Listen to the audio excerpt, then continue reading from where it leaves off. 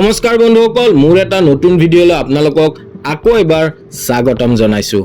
মই বৰ্তমান বেংগলোৰৰ পৰা পুনে আহি উপস্থিত হৈছোহি হাম্পিলৈ।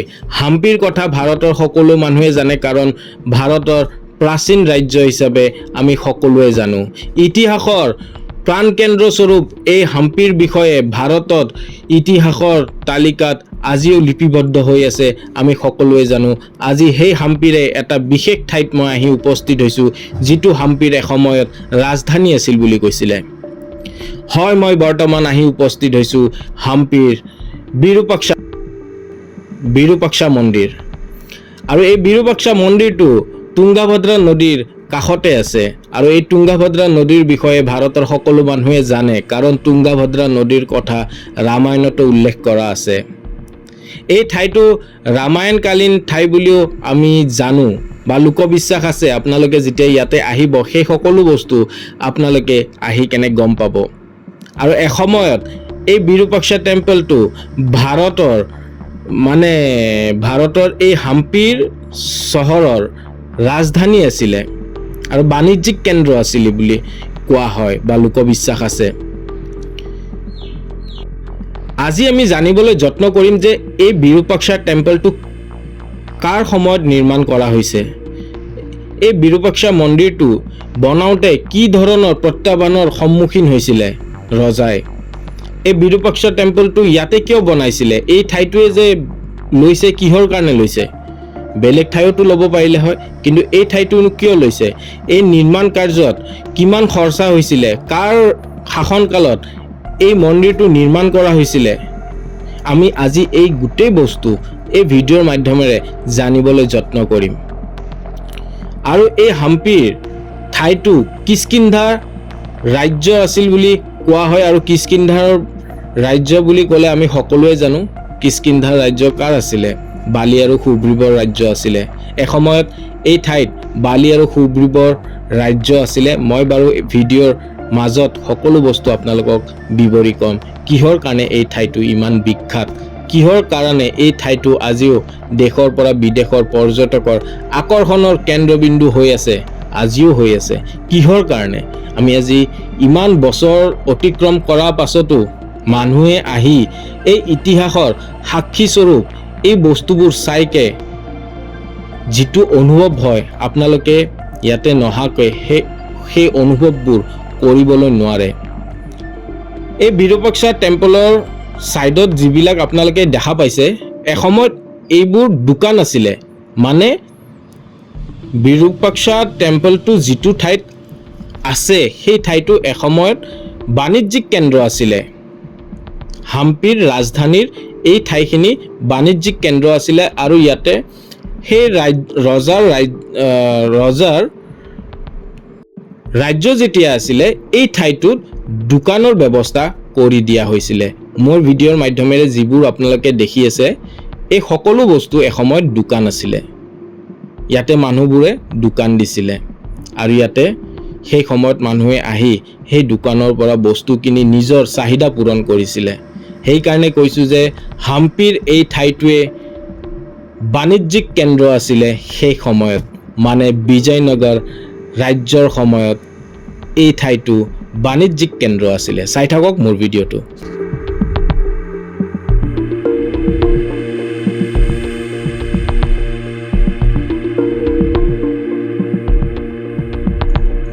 ভাৰতৰ এই ঠাইবোৰ আজিও ইতিহাসৰ পাতত লিপিবদ্ধ হৈ আছে, বা কিছুমান আজিও ইতিহাসৰ কিছুমান বস্তু হেৰাই গৈছে বা কিছুমান বস্তু আজিও লিপিবদ্ধ হৈ আছে। তাৰে মাজত এইটোৱে হৈছে অন্যতম ঠাইত, যিটো ঠাইত মই আহি উপস্থিত হৈছোঁ, বিৰুপাক্ষা মন্দিৰ।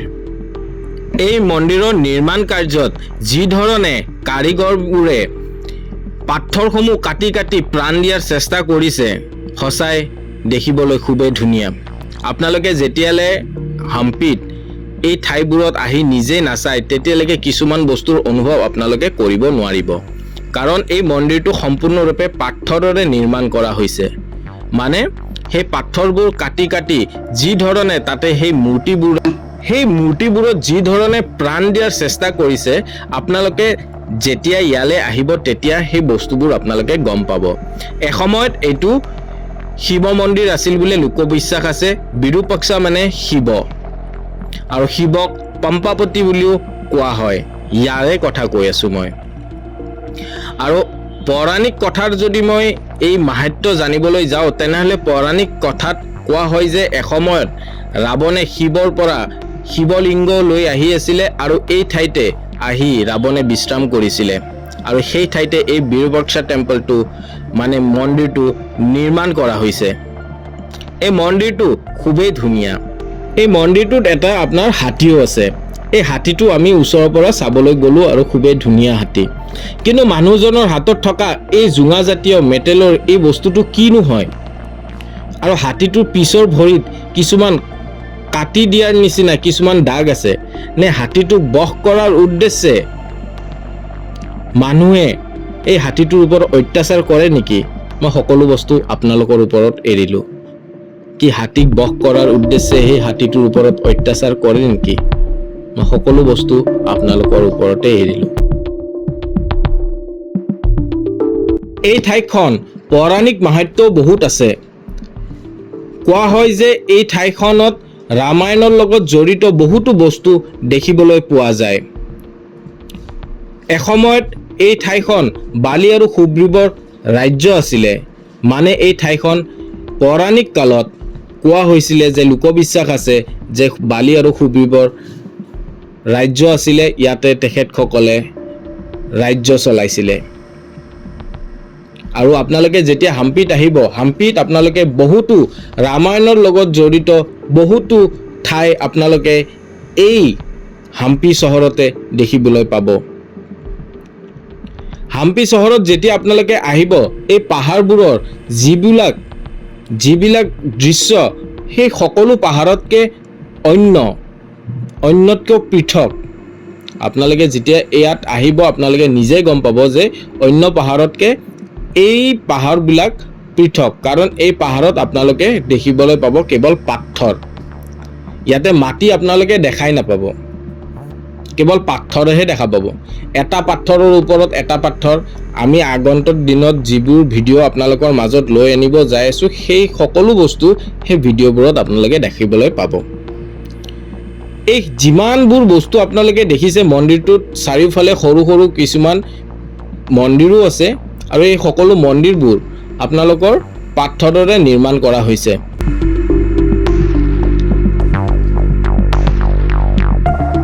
এই বিৰুপাক্ষা মন্দিৰটো ইমানেই ধুনীয়াকৈ বনাইছে, বা ইয়াৰে আশে পাশে থকা যিবিলাক সৰু সৰু মন্দিৰ ইমান ধুনীয়াকৈ পাথৰবোৰ কাটি কাটি নিৰ্মাণ কৰিছে। সঁচাই সেই সময়ৰ কাৰিকৰীবিলাকে যি ধৰণে এই বস্তুবোৰ নিৰ্মাণ কৰি উলিয়াইছে, সেই কষ্টৰ ফলবোৰ আজি আমি দেখিবলৈ পাইছোঁ। বা আজি হাজাৰ বছৰ পিছতো সেই বস্তুবোৰ ইমান বতাহ বৰষুণৰ মাজতো টিকি আছে।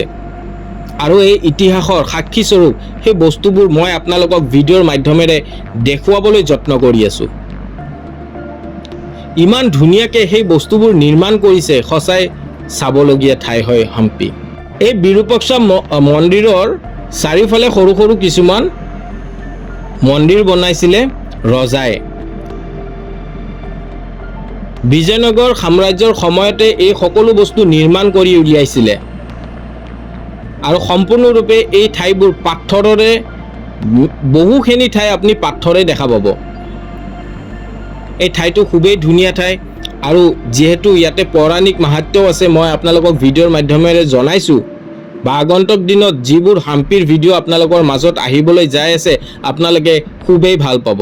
ৰামায়ণৰ লগত জড়িত বহু বস্তু আপোনালোকে হাম্পিত আহিলে দেখা পোৱা যাব, বা দেখা পাব আপোনালোকে। বা লোকবিশ্বাস আজিও হাম্পিত আছে সেইবোৰ বস্তু। আপোনালোকে হাম্পিলৈ আহিম বুলি ভাবি আছে যদি, আপোনালোকে বেংগলোৰৰ পৰা মেজেষ্টিক বাছ ষ্টেণ্ডৰ পৰা সকলো ধৰণৰ বাছ সেৱা হাম্পিলৈকে পাব। আৰু ভাৰতৰ যিকোনো ঠাইৰ পৰা যদি ৰেল যোগে আহিব বিচাৰি আছে, তেনেহ'লে হস্পেট একেবাৰে ওচৰতে হাম্পিৰ 13 কিলোমিটাৰ দূৰত্বত এই ৰেলৱে ষ্টেচনটো আছে। আপোনালোকে ইয়াতে আহি হস্পেট ৰেলৱে ষ্টেচনত আহি হাম্পিলৈকে আপোনালোকে যিকোনো অটো ৰিক্সা বা টেক্সিৰে আপোনালোকে হাম্পিলৈকে আহিবৰ সুবিধা আছে। আৰু এটা সকলোতকৈ ভাল কথা যে হাম্পিৰ চাৰিওফালে যিখিনি পৰ্যটকস্থলী আছে সেই সকলো বস্তু 12ৰ পৰা 13 কিলোমিটাৰ ভিতৰতে আছে, মানে সকলো বস্তু আপুনি ওচৰতে চাব পাৰিব। গৰম দিনত আহাৰ ভুলটো নকৰিব, তেনেহ'লে আপোনালোকে যথেষ্ট গৰমৰ সন্মুখীন হ'ব। অক্টোবৰৰ পৰা ফেব্ৰুৱাৰীৰ ভিতৰত আহিলে গৰমৰ মাত্ৰাটো অলপ কম, যাৰ ফলত আপোনালোকে ঘূৰি ভাল পাব। কিন্তু ছিজনৰ সময়ত আপোনাৰ হোটেলৰ সুবিধাটো অকণমান কম থাকে, কাৰণ হোটেলৰ নাটনি হোৱাও দেখা যায় ছিজনৰ সময়ত। সেইকাৰণে আপোনালোকে হোটেলটো বুকিং কৰি আহে যাতে। যিয়ে নহওক, মোৰ ভিডিঅ'টো চাই আপোনালোকে কেনেকুৱা পালে মোক জনাব। যদি ভাল পালে লাইক, শ্বেয়াৰ আৰু কমেণ্ট কৰিব নাপাহৰিব। আপোনাৰ এটা ছাবস্ক্ৰাইবে মোক মটিভেট কৰে, এটা নতুন ঠাইত গৈ এটা নতুন ভিডিঅ' অনাত সহায় কৰে। এতিয়ালৈ মই এই ভিডিঅ'টো ইয়াতে সমাপ্ত কৰিছোঁ। লগ পাম এটা নতুন ভিডিঅ'ত। ধন্যবাদ।